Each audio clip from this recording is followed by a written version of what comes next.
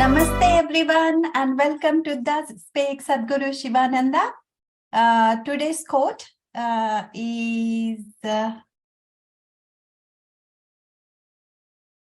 it is easier to see God as he is available everywhere. Rare indeed it is to see devotees. Bhakti and Ahankara can't coexist. Bhakti is submission, love, selflessness. Pure bhakti is such that it does not expect anything in return. Bhakti can exist only in humility. Over to you, Nana. Namaste to everyone. Om Sri Gurubhyo Namaha.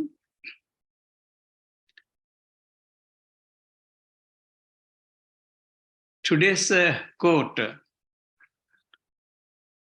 has so many concepts for discussion and also for understanding. Of course, about the God, we had some references to God in the earlier episodes. And he is also everywhere. So that also we try to understand in our previous episodes. Because he is everywhere, that means the Paramatma has evolved himself into the Srishti. He evolved like a Srishti, as in the Brahmanda. Every part of this Brahmanda is part of him. So that way he is there everywhere. That's fine, wonderful. So it's very easy to see God. What does it mean? If that is so easy for seeing God, why all these tapas? Why all these yajnas? Why all this dhyana? So many things, japas, dhyanas, worships. We have so many forms.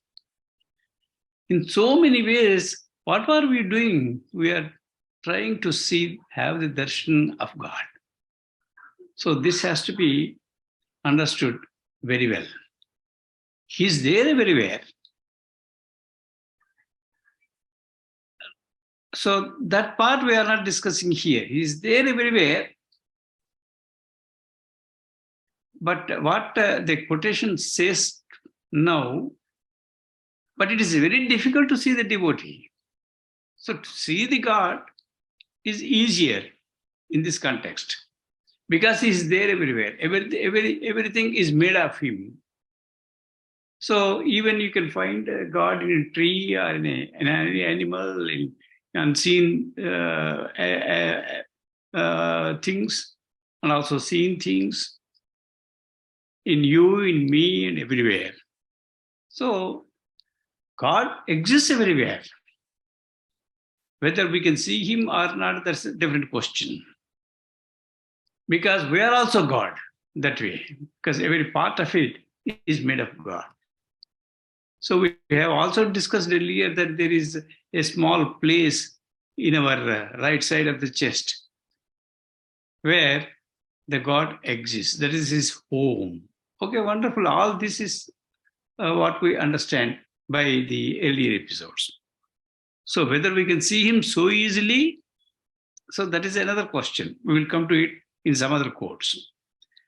So, but here, what is the most difficult thing is, we think that the devotees, it is very difficult to identify a devotee. What does it mean? But generally what we find, wherever you go to a temple, or to a jazz place, or at some other place, or those, meetings, where the great men, scholars are speaking so many things. So thousands are gathering there. If you see Ayyappa temple, during this Sankranti days, lakhs attend, crores of devotees are there. So they are all devotees. And some devotees also go in uniform. You can easily say that he is a Venkateswara devotee, or he is a Saiva devotee, he is Amavari devotee, and he is Ayyappa devotee. They have their own uniforms also. So why does Guruji says here, it is indeed very rare to see a devotee. What does it he mean? Very rare to see a devotee. We are seeing crores of people doing bhajans, doing japas, doing yajnas, doing vratas, and also attending the temple ceremonies. If you go to Tirupati, you can find lakhs of people. If you stay there for 2 or 3 days, you can see 1 crore people. So are they not devotees? Those who think themselves that he is the devotee of a Lord, a particular Lord.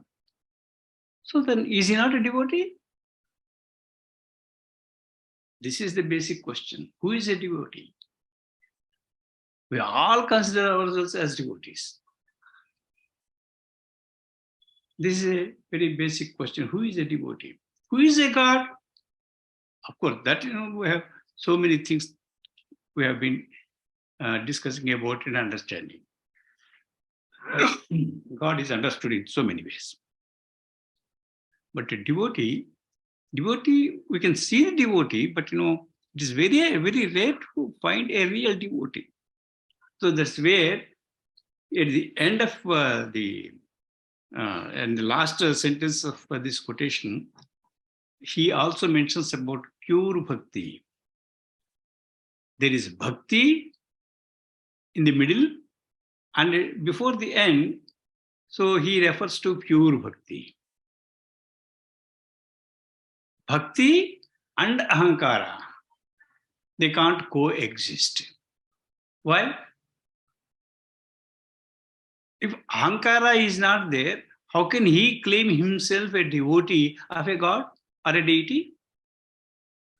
So this bhakti along with ahankara. So that makes a devotee. What is ahankara then? We always call self. Self is itself ahankara. So I pray my God. This I is there. So who prays who? Do you mean to say that God prays God? But here he says, bhakti and ahankara, they don't coexist. They are not at one place. Then what is pure bhakti? Pure bhakti is something else. So here at the end, we are deciding that it's a pure bhakti where you do not exist. When you say pure bhakti, it is only God himself. So you are not identifying yourself as a self. If you leave your ahankara, you are with God. You are in God. If you are still with this ahankara, you will be praying God. You are separate from God. So there are so many concepts here in this quotation. Each concept needs its own explanation separately. But generally what we think of from all these 12 episodes that have gone by, first time we are coming across the concept of bhakti. Bhakti, devotee, pure bhakti.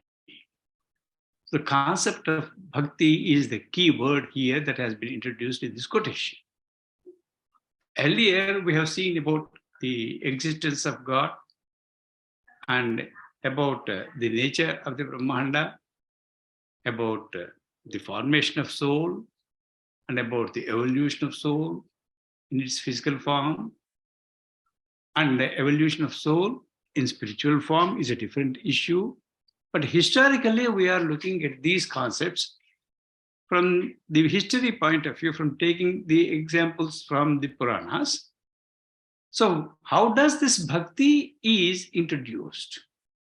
How bhakti is introduced here? At what stage? Guruji will always be telling us that, religion in our Hindu culture, we generally call Hindu culture, or in the Sanatana Dharma, in this culture, bhakti is in fact a latecomer. Because whenever you are developing your interaction or your relationship with the God, we have been changing this from time to time, from climb to climb, from the generations, a set of generations to another set of generations. Generally, if you look into the Puranas, our time means the present creation. This time is divided into 4 yugas. I'm only speaking of one Mahayuga. I'm not going to the entire time, only Mahayuga. And in this Mahayuga, you have Krita Yuga, that is forming time. The Brahmanda is forming, and then the species have been coming up, and species are separate, and the human species are also emerging. So physical evolution of these species, that is Krita, that is made, that is Krita Yuga. And then you have the 3 times of Yuga, Treta. So Kali is 1, Kali means 1. 2 Kalis make Dwapara, 3 Kalis make Treta, 4 Kalis make 1 Krita. So for formation of these things, physical formation, arrangement of the entire globe, the earth, it has taken so much of time. 4 times of Kali time. 4:3:2:1.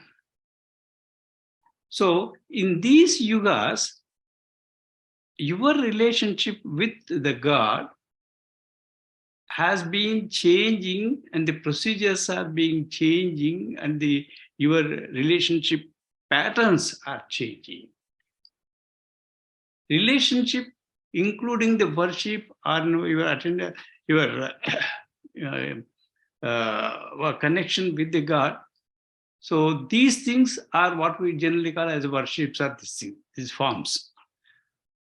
And this kind of thing, that where you wanted to develop some relationship with God, this particular human activity, what we generally call it as religion, religious practices. This is what we call religious practices. The social practices, social customs, social traditions are different. But this is exclusively between you and your God. So these religious practices are changing according to the time and climate. We have to be very careful in identifying these particular religious practices in relation to those times. Then we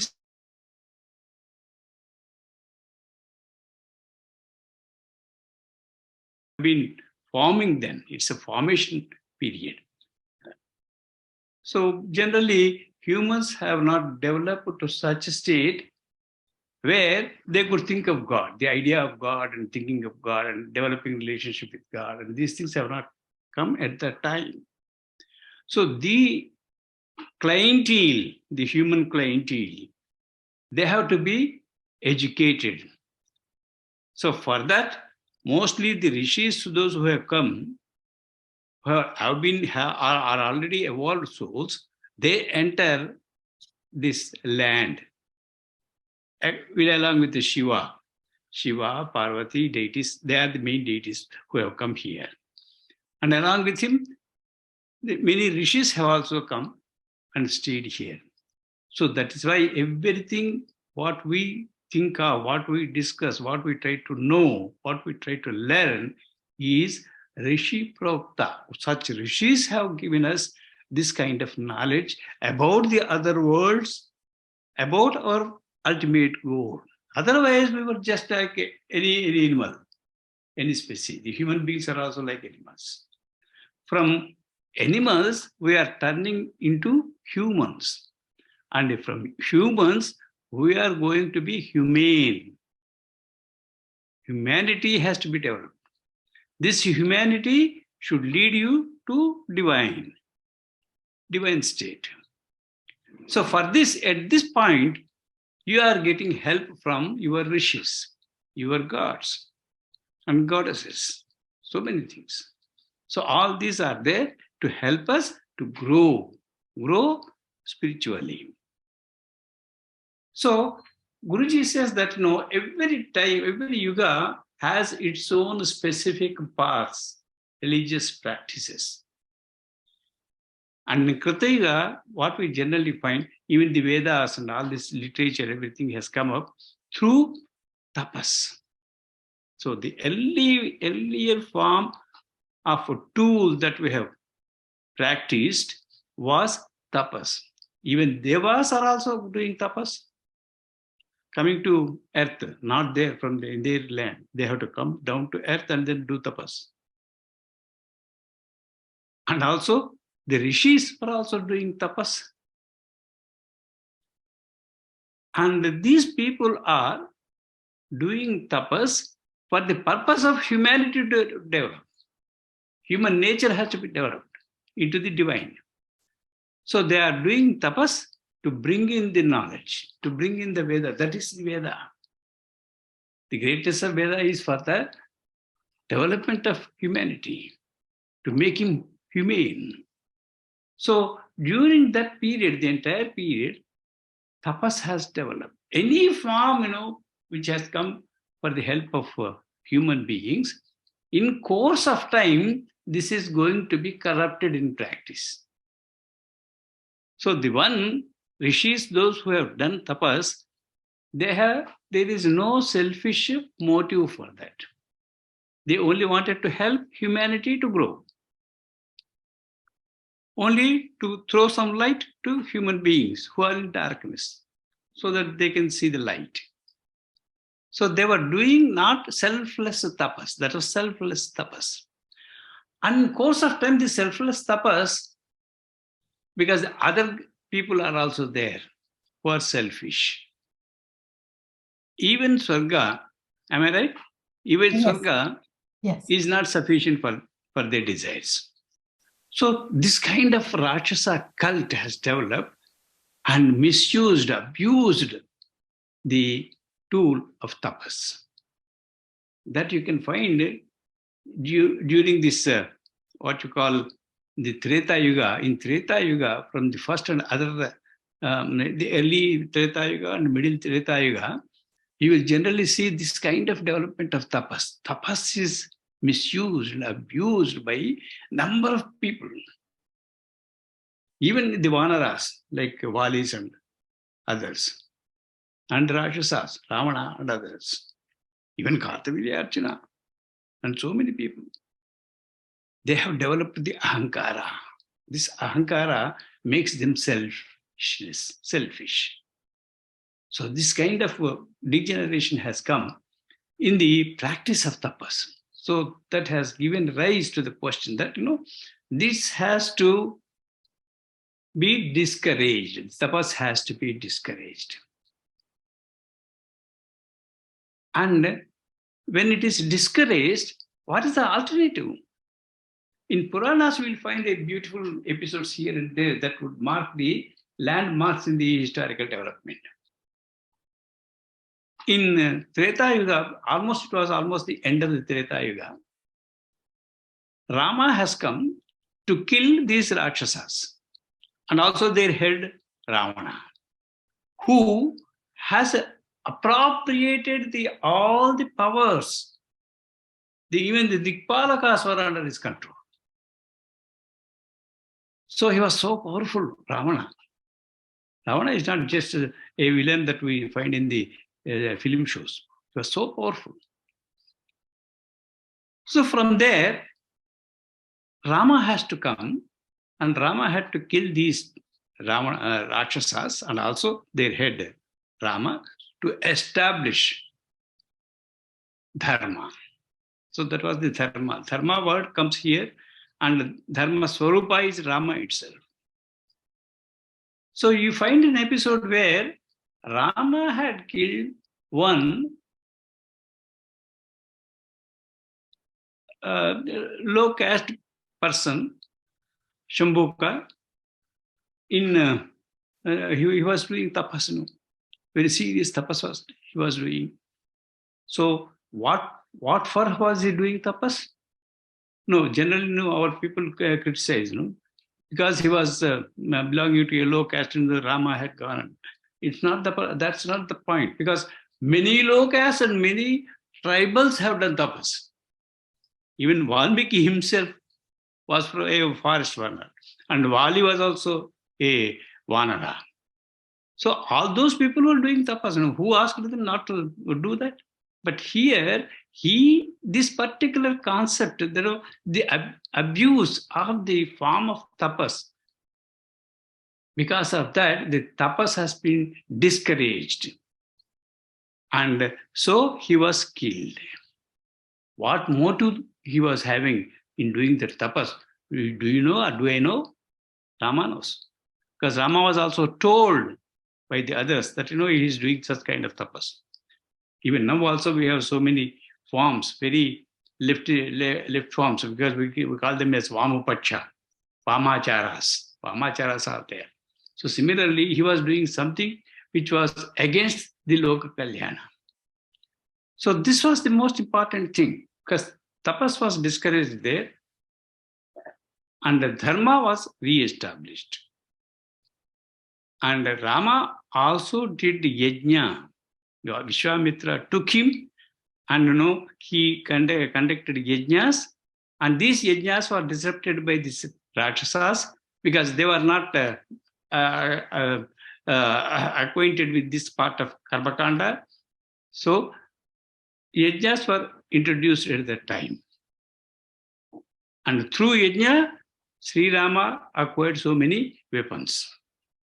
So this is the period beginning for yajna achara. So this again, if you come back to the end of the Dwapara, at that, Krishna has discouraged the yajnas because everybody started doing yajna for himself, swartha. Even Devendra refused to help the people with rains and all that because, he was not offered anything in the yajna. So even devatas have also become selfish, and they have also been competing with others. At that time, this bhakti is proposed by Krishna. So bhakti, it doesn't mean it was not there earlier, but according to the time and the climb, these acharas are introduced by the Godhead himself. He does it.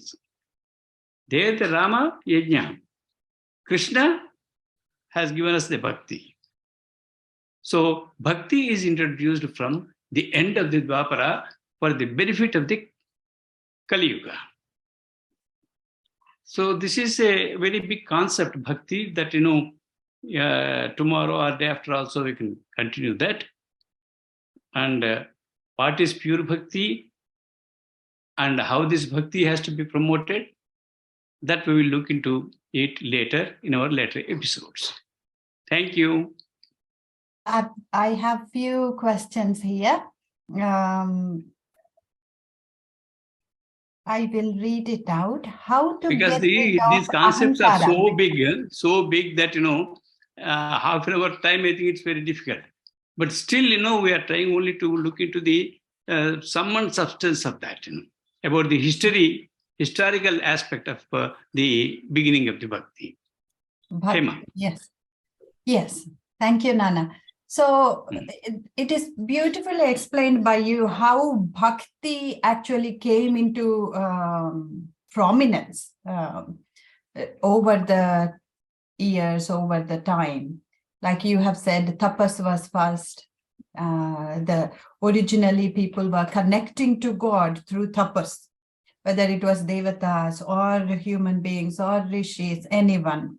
It was tapas, which was very important. And that was main way how they were connecting to Ishvara. Then came yajna. And you have beautifully put together how Rama was also encouraged to do yajna, and he did yajnas himself. We have seen that in Ramayana. Later on, you have talked about Krishna and how bhakti came into prominence from the time Krishna has come. And that's beautifully put together. But we have not covered the whole thing in the quote that Guru Garu has said. Bhakti and Ahankara can't coexist. That's how a do big we concept. get rid of? Yes, it is a big concept. Are we going to cover that tomorrow? Or Yeah. yeah. And that Ahankara and this pure bhakti, they are related. They are related. And when we speak of pure bhakti, Ahankara should not be there. What is Ahankara? How the absence of Ahankara makes it pure bhakti. We will discuss later. Okay. Because this is yes, a very big quotation. Okay. The question here is how to get rid of Ahankara and attain pure bhakti. That was the question which was asked. That we will deal next time. Yes. So tomorrow we are going to deal itself with a major topic. Yeah. So we are going to deal with the next part of the quote where Bhakti and Ahankara can't coexist, where Guru Garu said Bhakti and Ahankara can't coexist. And Bhakti is submission, love, selflessness. And because, it's very easy to understand this. It's only Ahankara which has spoiled the tapas. It's the only Ahankara which has spoiled the yajna. And so, Ahankara alone spoils bhakti also. Alankara is the minus ingredient, a negative ingredient. So, it has spoiled the tapas, and then the yajna, and now the bhakti. So, that's very simple to understand, but now we will go elaborately. Definitely, Nana. So, we will do that again selfishness. Tomorrow. Yes. If you are practicing anything for your selfish purpose, that is Ahankara. If you are doing it for selflessness thing, what is selflessness? To go into the God, to reach the ultimate is selflessness. You won't be there, selfless. So if you are looking for that, all these practices are good. They are advised. Yes. That's very simple thing. Perfect. Simply we can say like that. Yes, Nana. So we will deal with the next part of the quote tomorrow about pure bhakti, about and also tomorrow's quote, if it is connected with this, it can go with that. Yeah, I think it surprisingly is also connected. If it is also on bhakti, then let us see. Let us wait. Okay. Let us wait till tomorrow. Yeah, sure. Definitely, Nana. Thank you, everyone, for joining today, and we will see you again tomorrow. Thanks.